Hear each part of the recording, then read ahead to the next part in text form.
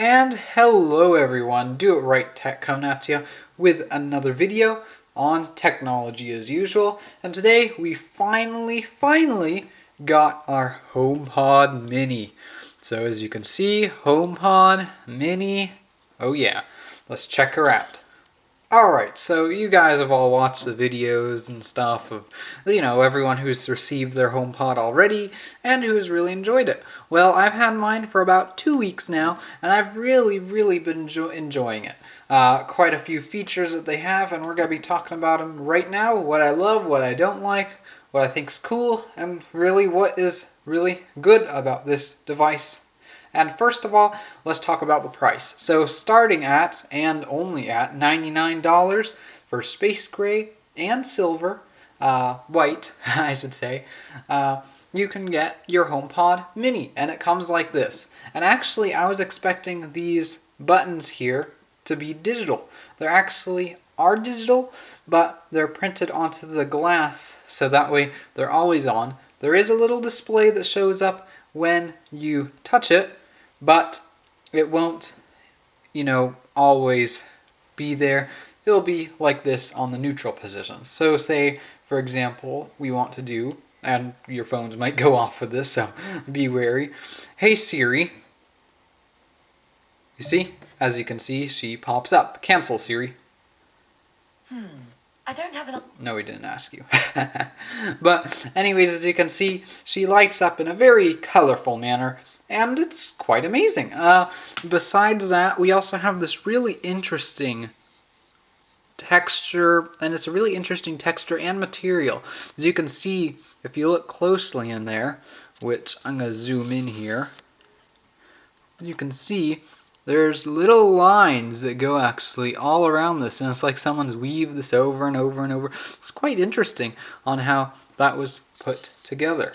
And it was quite interesting with how it all came to be, and it's a quite interesting texture. If you used a HomePod before, it will be similar to that, but it's interesting, durable, very nice. It's a premium feel, very durable, and yet utilitarian as well. And really, this is so small. For example, I have a cup here, and this is like your standard small cup. And as you can see, the cup and the HomePod Mini are about the same size. I'd say this is about an 8-ounce cup, probably. 8-ounce cup, yeah. Maybe, 8-ounce cup, I'd say. Don't have the exact ones, but as you can see, right next to it, let's see if I can bring it over here, right next to it, they're basically the same size. In fact, they are the same size. So just wanted to show you guys that. Also, if it helps, here's a glue stick. If it shows a little bit more of a comparison, there's a glue stick to just, show you what it's looking like. And the reason why I'm bringing this up, it's actually almost the same height, but a little bit shorter. It's hard to show you on the camera, but as you can see, it's about, it's not that big. This is just a standard Elmer's glue stick, so forget about that now. We're going to be talking about the HomePod. So, first of all, I really like the HomePod. The tactile feel of this is really nice. The nice braided cable back here, which is out of focus, is really nice and premium. It really rings off a really nice premium device.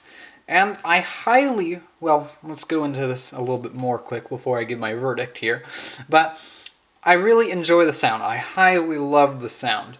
It's got, the woofer and the tweeter in there, and it has a 360-degree sound. Now, I have a JBL stereo. It's a JBL, what is it called? JBL Charge 4, I believe, yeah. And, or Charge 3, something like that. This is a JBL Charge anyways, but it's the newest version. That is quite nice. I'd say that that's actually on par with the HomePod. If you were to listen to them side by side, I'd say that they're basically even. And this is from my ears. I really love it. The bass is very crisp on this, and I'll have a sound demo of this. And the highs are really crisp as well. You can hear it. It's not over accentuated. It's quite good. I would say the vocals sometimes can tend to be a little bit muffled, but not at all. Especially if you turn up the volume to max, there's absolutely no distortion.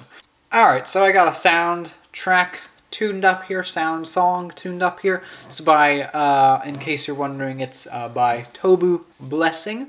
So let's cue the track. And again, just you can either say play, hey, play, or you can just tap it, which we're going to do. So here's a sound demo at 50% volume.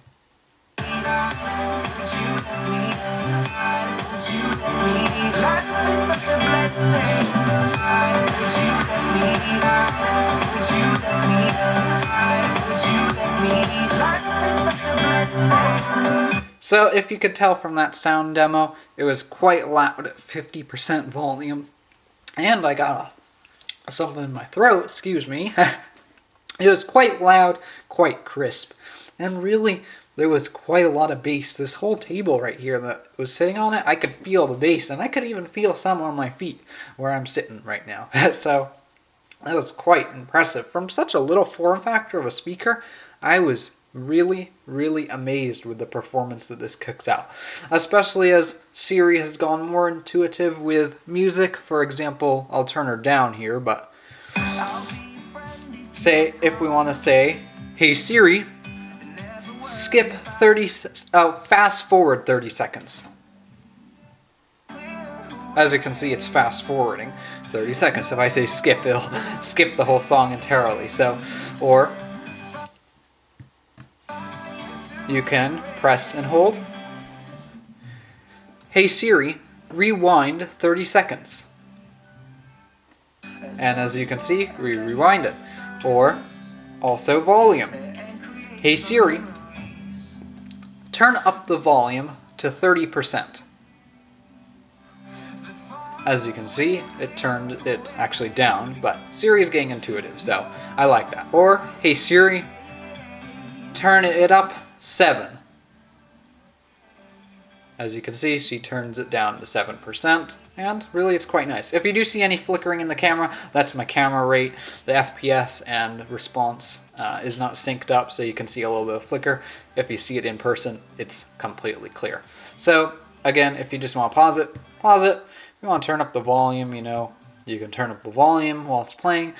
And it's quite intuitive. You can double tap, skip it, triple tap, and so on and so forth. There's quite a lot of stuff, gestures that you can do on this little nifty screen, and Siri is absolutely getting quite amazing, and I think Apple's really taking advantage of this feature and really bring it up. I also like the intercom feature. You can intercom people from your cell phone, just say, hey Siri, which she didn't respond there, but you can say that, and I didn't intend her to, but you can say that, and then you can say intercom blah blah's iPhone, or blah blah's iPad, or you can say on your iPhone, hey, and then intercom the HomePod mini in the blah blah room. It tells you like kitchen or dining room or whatever. You can say intercom that, and it'll broadcast your message. If you've watched the Apple event, you'll know how that works, and it works quite well.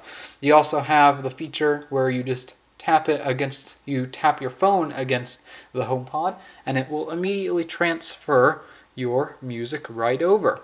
And I think that's quite cool, as well as you can do it the reverse way. You can bring your phone up to the HomePod playing music and transfer your music to your phone. I haven't really used it that much because I don't really use it that much, but it's quite fun and quite useful. I was expecting it to only work on iPhone 11s and 12s with that U1 chip for the ultra-wideband, but it works just fine on iPhone XS Max, so that's really good, and I'm happy to know that. So I assume it will work just fine on a 6S Plus, which is, running iOS 14. So I hope that helped you decide what you should be looking for, and if you like the HomePod. Really, people say, oh, you should only use this in a smart home, and then use the HomePod, regular HomePod, the big boy, for music. I completely disagree. You can use this for a smart home, completely true, but the sound quality on this is quite amazing.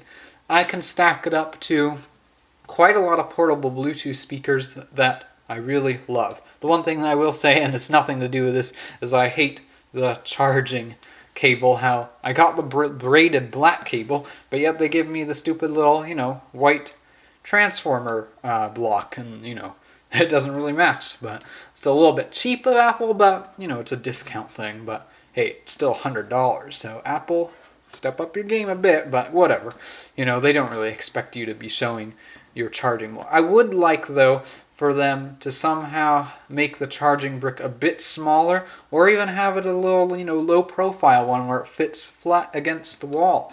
Because, this is going to be on places where, say there's a dressing table or table right against the wall, you don't have enough room to put a giant transformer right behind it. I mean, that thing's big. It's quite big. I don't have one with me, but here, let's look at this yarn.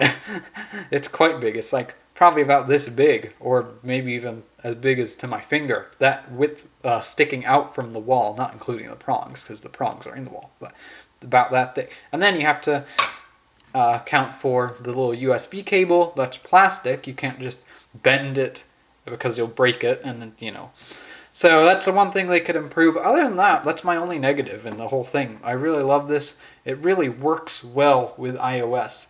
Of course, it's not going to work with an Android phone, but as far as I can tell on my iPhone, which is an iPhone XS Max, in case you guys want to know, I haven't tried it with anything else, but with my phone, it works flawlessly. You can adjust it through the Home app, through that, and play a song, play whatever. And really, I like this more than Echo because I have an Echo, and we could do a comparison video if you want later on in another video. But I like this one because it's almost like a Bluetooth speaker as well over Wi-Fi, basically. Because you can even play videos through this, You can switch to your iPhone's source through that little, the AirPlay button up there, and change it to broadcast through the HomePod. And you can play a YouTube video through this or anything. The Echo, you can't. You have to go through their proprietary app and use their music through the music player on the thing. You can't, say, oh, I'm going to go onto my iPhone, play this song, and then broadcast it to there. You have to go through the Amazon app or say it to, hey, okay Alexa or whatever. I can't even remember what the phrase was. I haven't used the Echo in such a long time ever since I got this. So I hope that helped you guys understand what you're getting, what you're looking at, and how big this is, because it was quite a shock to me. I was expecting it to be much smaller, but as you can see, my hand's pretty big, but this is a basic sized hand, and, I can fit this in my palm, as you can see, if that tells you anything. So I think that was just the most shock. If you look at the dimensions, you can tell as well, but who looks at the dimensions anyways? But this will fit in any room you want, as long as you have enough space to put your glass down. You have enough space to put this down. So I hope y'all had a good day, and I hope this helped you out in your looking for HomePods or smart speakers or whatever you're doing. And leave a like, subscribe, and I'll see you in the next one.